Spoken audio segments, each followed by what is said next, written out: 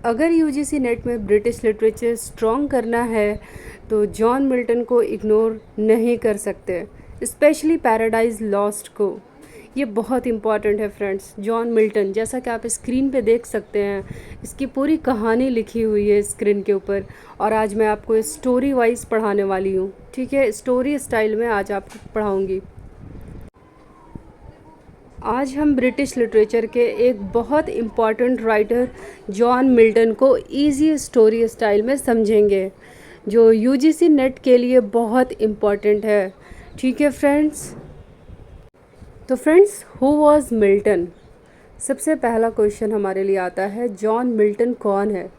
ठीक है, तो हमें कहना चाहिए जॉन मिल्टन एक एपिक पोएट थे। उन्होंने ऐसी पोइट्री लिखी जो ग्रैंड लेवल की थी। कोई छोटी मोटी पोइट्री उन्होंने नहीं लिखी, वो ग्रैंड लेवल की पोइट्री लिखते थे, डीप थीम्स और पावरफुल कैरेक्टर्स के साथ। अगर उनकी फेमस वर्क के बारे में बात की जाए तो उनकी फेमस वर्क है पैराडाइज लॉस्ट। ठीक है, आपने इसे सुना भी होगा, पैराडाइज लॉस्ट। ठीक है, तो मिल्टन का सबसे फेमस वर्क है पैराडाइज लॉस्ट। ये सब आप लोग नोट कर दे जाइए फ्रेंड्स, क्योंकि मैं जो भी कुछ बोल रही हूँ एक नोट लेवल से भी बोल रही हूँ, जिसे आप आसानी से लिख भी सकते हैं नोट्स में। तो लिखिए, मिल्टन का सबसे फेमस वर्क है पैराडाइज लॉस्ट, जिससे हमें यूजीसी नेट में क्वेश्चंस पूछे जाते हैं। ये एक एपिक पोएम है जो एडम और ईव की स्टोरी को एक्सप्लेन करती है। जो एक एपिक पोएम है जो एडम और ईव की स्टोरी को एक्सप्लेन करती है। ये मैं पैराडाइज लॉस्ट के बारे में बात कर रही हूँ फ्रेंड्स। अगर आपने एडम और ईव के बारे में पहले सुना हुआ है तो ये स्टोरी आपको और भी ज़्यादा इंटरेस्टिंग लगेगी, क्योंकि एडम और ईव कौन थे आपको पहले से पता होगा, तो आपको पढ़ने में और ज़्यादा दिलचस्पी होगी। ये एक एपिक पोएम है जो एडम और ईव की स्टोरी को एक्सप्लेन करती है। ये सब कहानी हम लोगों ने बचपन में सुनी हुई है फ्रेंड्स, इंग्लिश के बुक में। अब हम इसे एग्ज़ाम में देने वाले हैं, यूजीसी नेट में भी पढ़ने वाले हैं। तो चलिए अब बात करते हैं इसकी थीम के ऊपर। फॉल ऑफ मैन, ये उसकी एक थीम है। पैराडाइज लॉस्ट का मेन थीम है फॉल ऑफ मैन। ये नोट कीजिएगा फ्रेंड्स। मैं बार बार नोट्स बनाने के लिए क्यों कह रही हूँ, क्योंकि ये बहुत इम्पॉर्टेंट है। और जो स्क्रीन पर दिख रहा है, अगर आप चाहें तो इसे भी नोट कर सकते हैं, क्योंकि सेम चीज़ मैं आपको समझा रही हूँ स्टोरी स्टाइल में। और पिक्चर तो आप देख ही सकते हैं, इससे तो और ज़्यादा अच्छे से समझ में आएगा आपको। चलिए, तो फॉल ऑफ मैन क्या है? इसका एक इम्पॉर्टेंट थीम है। पैराडाइज लॉस्ट का मेन थीम है फॉल ऑफ मैन, यानी एडम और ईव का गॉड की कमांड तोड़ना और हेवन से निकाल दिया जाना। यानी एडम और ईव का गॉड की कमांड को तोड़ देना और हेवन से निकाल दिया जाना। यानी कि वो लोग गॉड की बात नहीं मानते थे, इसलिए उन्हें जन्नत से निकाल दिया गया। हेवन का मतलब क्या होता है? जन्नत, स्वर्ग। तो उन्हें स्वर्ग से निकाल दिया गया क्योंकि उन्होंने गॉड की बात नहीं मानी थी। ये सच है, ये कोई फिक्शन स्टोरी नहीं है फ्रेंड्स। ये नॉन फिक्शन स्टोरी है, यानी कि ये ट्रुथ है, इसमें सच्चाई है इस पोएम में।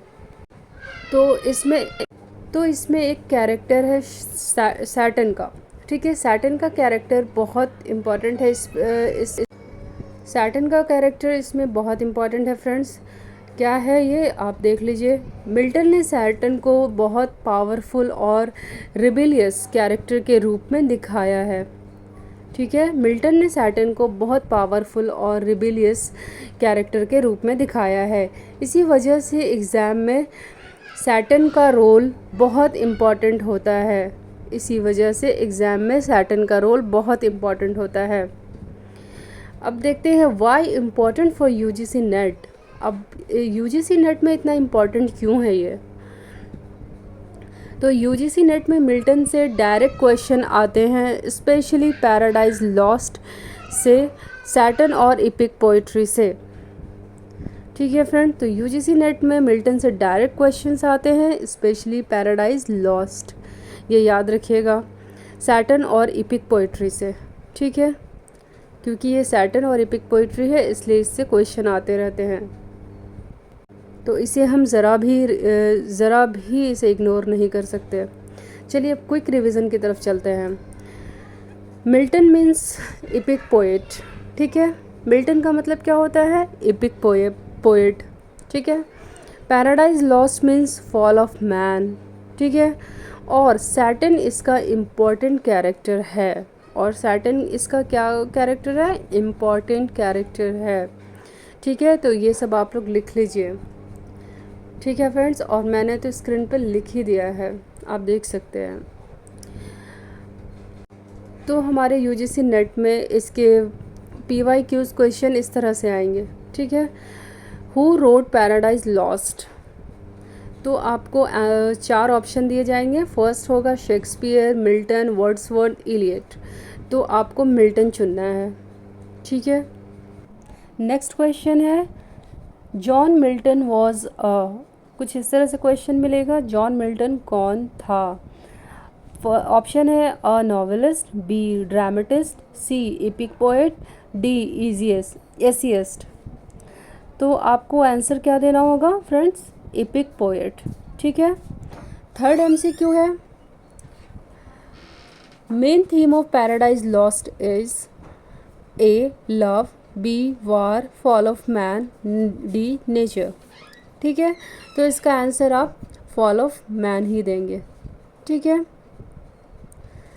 4 क्वेश्चन आपको MCQ में मिलेगा। Important character in paradise lost, कुछ इस तरह से क्वेश्चन आएगा, तो ए हैमलेट, बी सैटर्न, सी मैकबेथ, डी ओथिलो, तो आपको सैटर्न चुनना है। ठीक है, MCQ 5 देख लेते हैं। Paradise Lost is a novel, B play, C epic poem, D essay. तो ये क्या होगा फ्रेंड्स? आपके भी माइंड में आ गया होगा अब तक, तो ये एक एपिक पोएम है।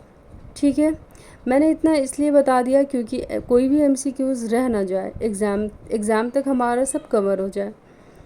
ठीक है फ्रेंड्स, वैसे मैं PYQs के वीडियोस भी लाती रहूँगी, जितना हो सके मैं वीडियो में भी बताना चाहूँगी, और अलग से भी वीडियो शॉर्ट्स के ज़रिए मैं आपको दिखाती रहूँगी PYQs को कि कौन कौन से आ सकते हैं एग्ज़ाम में। तो आप मेरी वीडियो को डेली वॉच कीजिएगा, आपको बहुत हेल्प मिलेगा एग्ज़ाम में, और आप एग्ज़ाम देने के बाद ख़ुद आकर बताएंगे मेरी वीडियो के कमेंट में कि आपका एक एक क्वेश्चन मैच किया है। ठीक है फ्रेंड्स, अगर आपको मिल्टन इजी लगा हो तो नेक्स्ट राइटर का नाम कमेंट करिए, और वीडियो हेल्पफुल लगी हो तो सब्सक्राइब ज़रूर कीजिए। ठीक है फ्रेंड्स, मिलते हैं नेक्स्ट वीडियो में। Till then bye bye.